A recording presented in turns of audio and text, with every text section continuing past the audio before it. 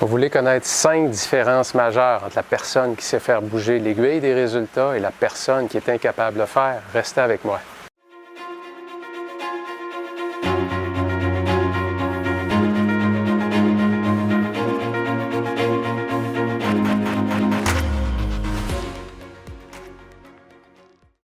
La notion numéro 1, c'est qu'une différence fondamentale entre les gens hyper occupés et les gens hyper productifs, c'est que les gens hyper occupés se lancent dans la journée avec 25 priorités. Leur tête est remplie d'idées, remplie de choses à faire dans la journée, alors que la personne hyper productive a pris le soin, avant de se lancer dans la journée, de prendre un 5-10 minutes de préparation pour identifier dans la journée quelles sont les 3 priorités à accomplir. 3 priorités à valeur ajoutée. Et parmi ces 3-là, la personne productive a pris soin de décider laquelle dans ces 3-là, que si jamais l'urgence nous envahit, le tourbillon de la journée nous laisse perdre le contrôle, bien, il y a une priorité qui est non négociable. Celle-là, on doit absolument la faire. Notion numéro 2. Les gens hyper occupés disent oui à peu près tout très rapidement. Donc, les gens occupés continuent à s'engager dans l'action de façon constante, alors que les gens productifs vont dire oui lentement. Ils vont prendre le soin d'évaluer, est-ce que la demande qu'on me fait est en lien avec mes objectifs? Est-ce que c'est une demande qui va améliorer ma création de valeur ajoutée ou ça va tout simplement me rendre plus occupé? Différence également numéro 3 importante, c'est que les gens hyper occupés, on le voit toujours, c'est des gens qui sont constamment dans l'action, donc qui sont obligés de faire du multitâche. C'est des gens donc qui doivent, en même temps qu'ils sont au téléphone, en train de faire une conversation, on va les voir également en même temps claquer sur le clavier, répondre à des courriels.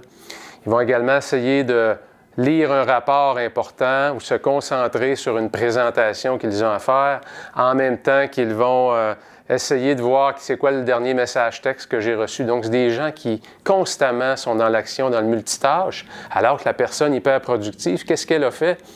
Elle a pris soin de couper ses communications, évidemment, si c'est possible pour vous, s'isoler un peu et se concentrer, focusser sur une tâche à la fois. Mais lorsqu'on l'a terminée, elle est bien faite, il y a de la qualité et surtout, il y a beaucoup de valeur ajoutée pour l'organisation.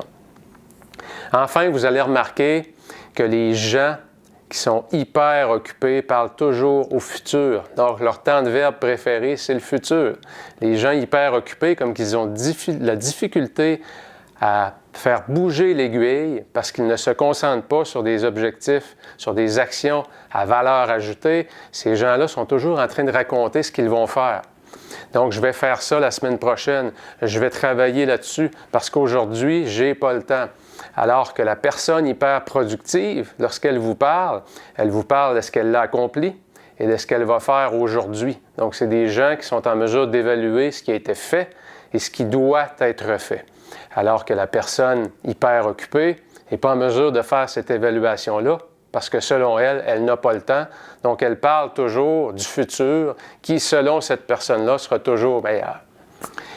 Dernièrement, un point hyper important, quand on est en position où on a des gens autour de nous, donc on est en position de contrôle dans une organisation, en position d'autorité, les gens qui sont hyper occupés exigent de leurs collaborateurs qu'ils deviennent occupés. Et c'est un cercle vicieux que je vois tellement, je le vois dans plusieurs organisations, alors que les gens qui sont hyper productifs, s'engagent vers les résultats et non pas sur l'occupation. Et vous savez, ce qui est malheureux, c'est que très souvent, lorsque la culture de l'organisation au complet est axée sur l'occupation, bien, ça crée des organisations où les gens se sentent coupables de partir plus tôt le soir ou encore de rentrer un peu plus tard. Lorsque les heures de travail sont flexibles, c'est des gens qui vont se sentir obligés dans ces organisations-là de faire beaucoup d'heures. Donc, de démontrer qu'ils sont très occupés. Mais ça produit très peu de résultats et c'est tellement démontré par la science, par plusieurs études au travail qui ont démontré clairement qu'on ne peut pas mettre autant d'heures que ça dans une journée qui sont très productives. Donc, le secret, c'est vraiment de choisir de faire un travail de fond, de bien identifier les tâches à valeur ajoutée, les valider avec votre supérieur immédiat si c'est nécessaire et vous assurer qu'il y en a une parmi les 3 dans la journée qui est non négociable et mettre toute votre énergie pour l'accomplir le plus tôt possible dans la journée.